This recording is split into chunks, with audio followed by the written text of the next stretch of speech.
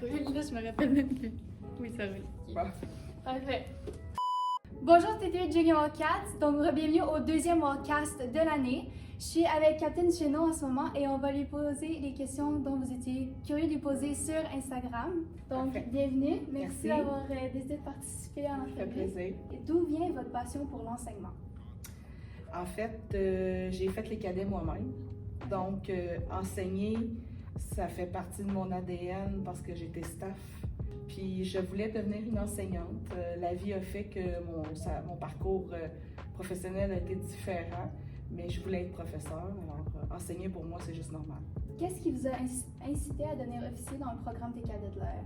Bizarrement, ça faisait juste du sens de redonner comme moi j'avais reçu, venant d'un milieu plutôt défavorisé, avec pas tant d'activités comme aujourd'hui, il y a la possibilité d'avoir accès. Faire les cadets, ça avait juste du sens, puis devenir officier, ça a été juste normal. Juste continuer votre Oui, parcours. exactement, exactement. Ok.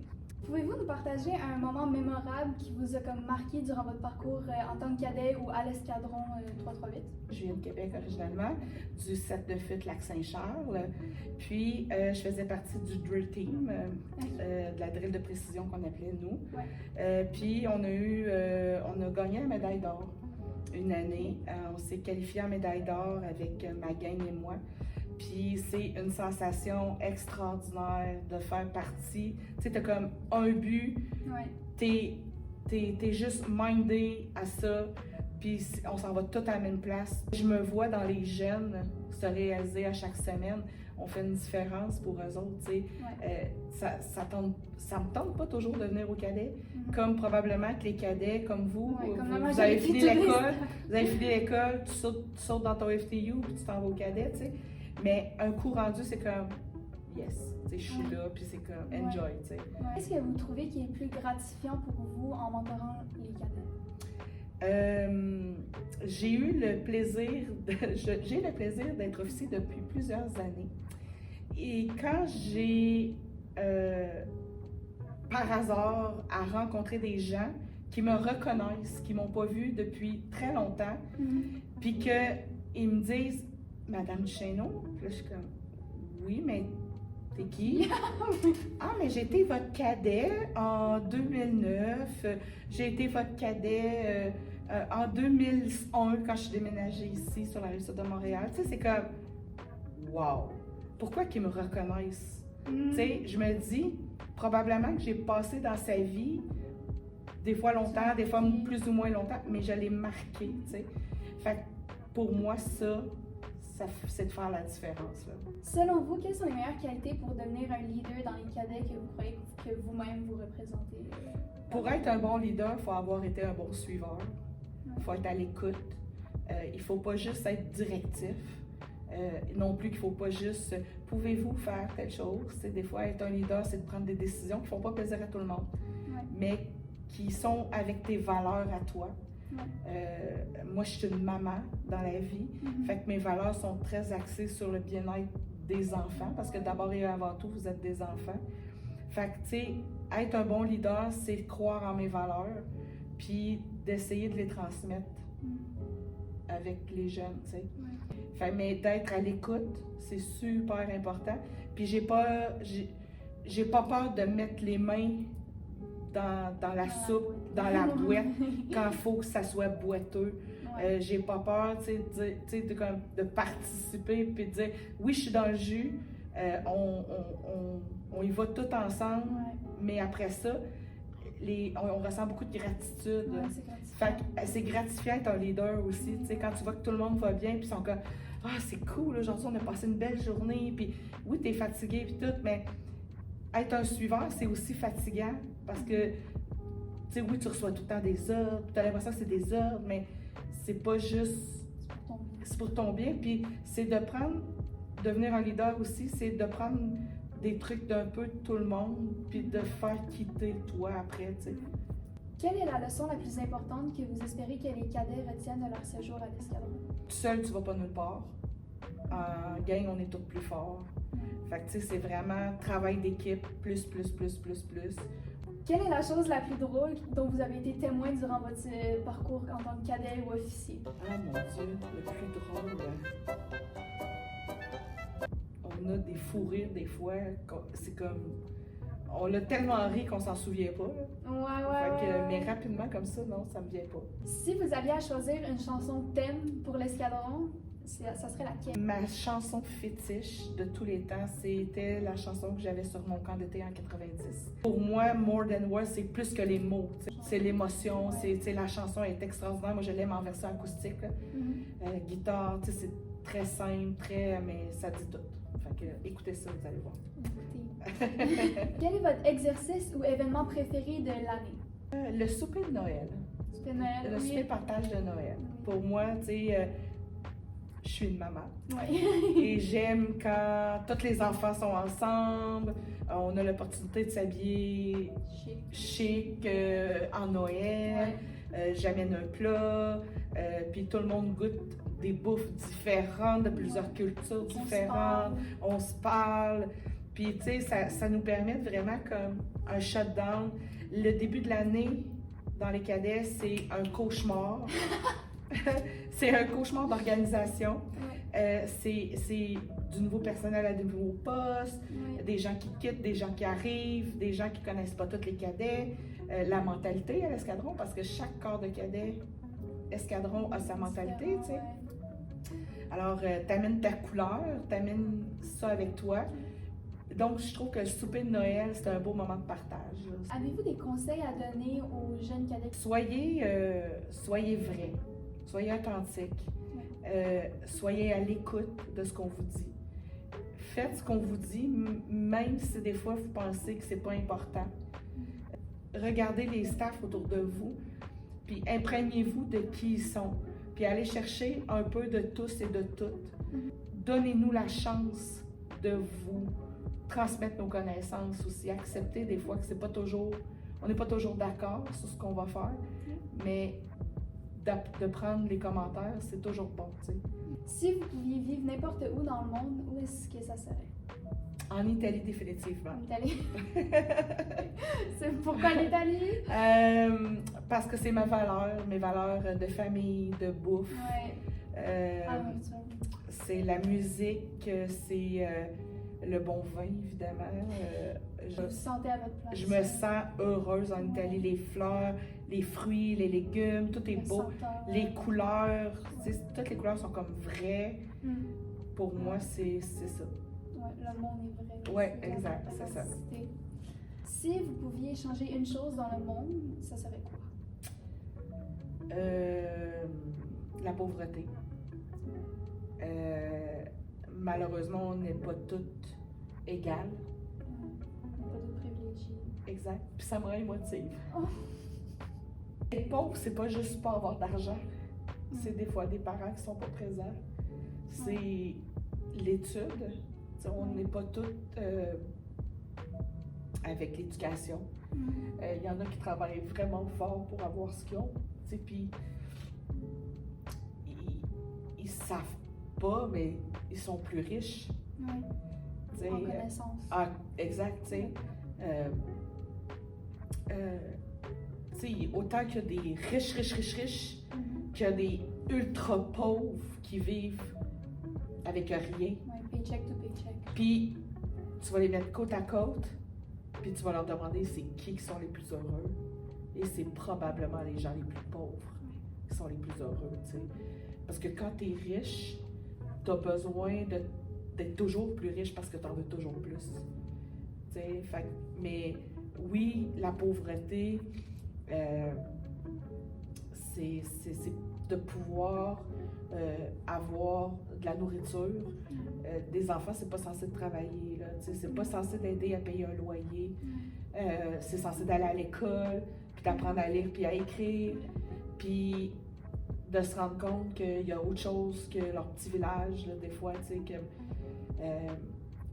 puis c'est ça. Fait que, tu sais, la pauvreté, c'est une catastrophe.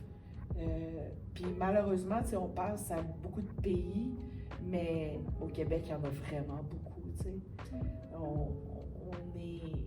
on est rempli de gens qui sont ultra endettés parce que la vie fait que si t'atteins pas ce niveau de vie-là, t'es comme une merde, tu sais. Ouais. Tous les standards. Les standards, tu sais, Ouais. les réseaux sociaux, c'est comme, Ouais.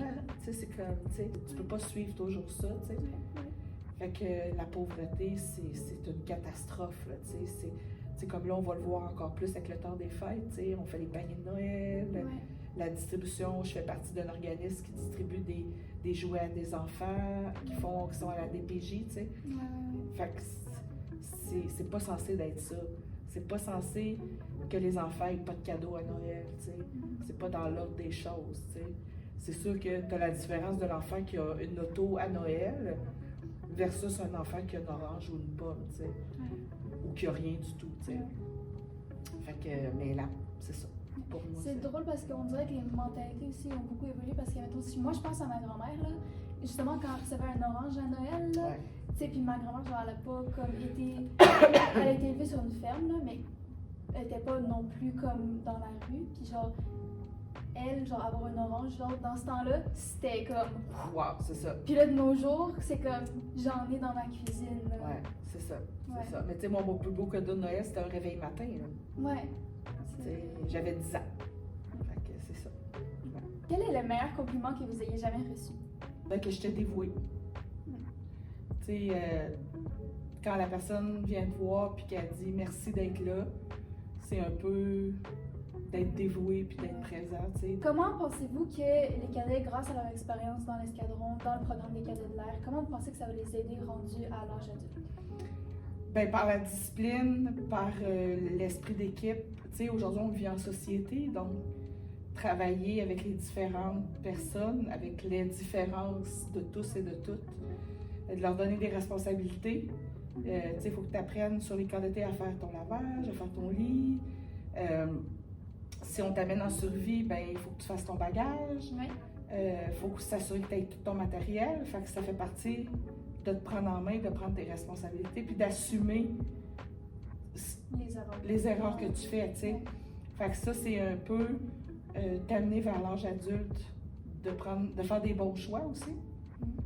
Puis, mais fais un choix, mais essaie de faire le bon choix pour toi.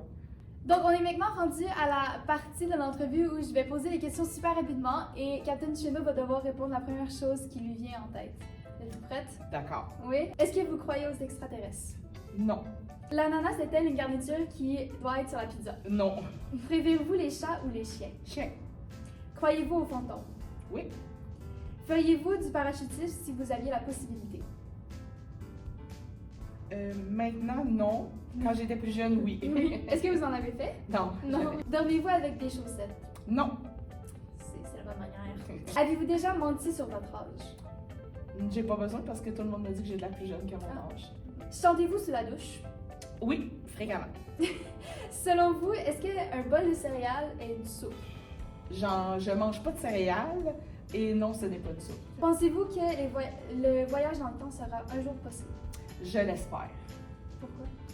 Ben, ça nous permettrait de peut-être faire des choses, de reprofiter des choses auxquelles on a manqué. C'est comme, on n'a pas assez enjoyé, puis là, tu te dis, ben, J'aimerais ça revivre. j'aimerais ça revivre ce Ouais. moment-là, peut-être pour plus vraiment comme l'absorber, puis dire, être présent. ouais, vivre le moment présent, parce que malheureusement, on se projette tellement tout le temps Ouais. dans le temps que de revivre ce moment-là, tu fais comme, On était bien. on te dit. Avez-vous essayé de battre un record du monde Guinness? Non.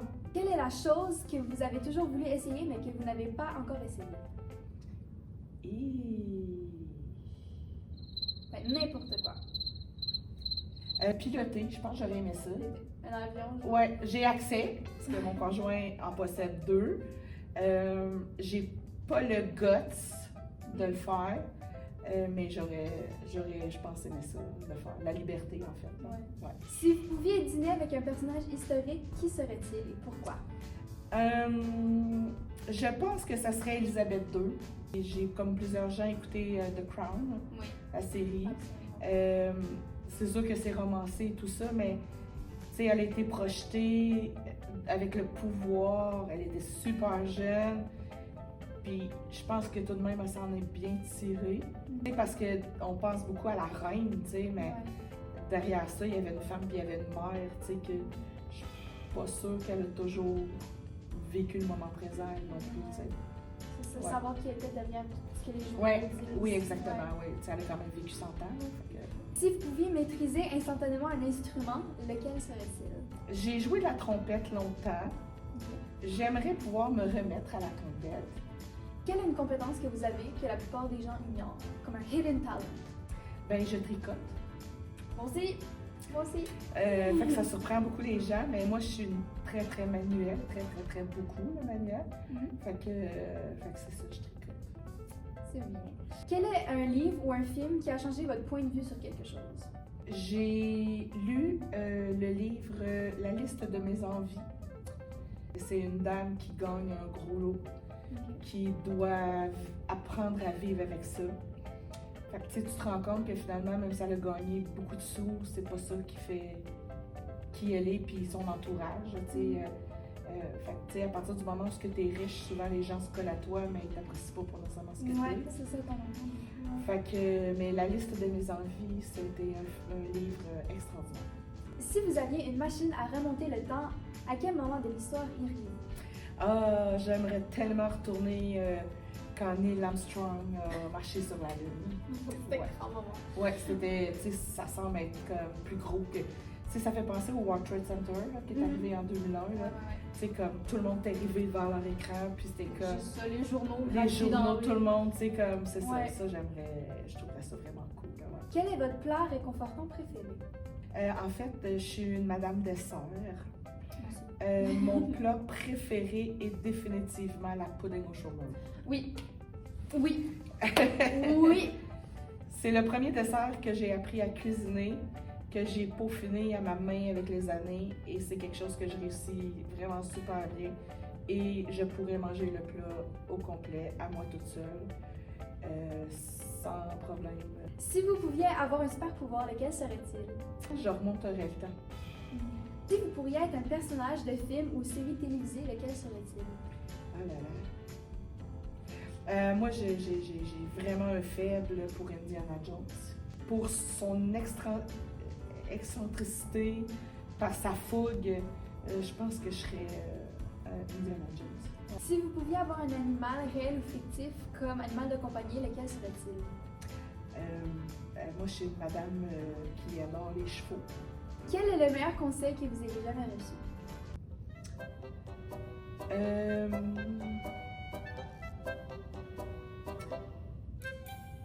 Défends-toi. Ouais. Dis tout haut. Tu sais, des fois, on dit tout haut ce que les autres pensent tout bas. Dernière question. Si vous pouviez changer de vie avec quelqu'un pendant une journée, qui serait-ce, mort ou vivant?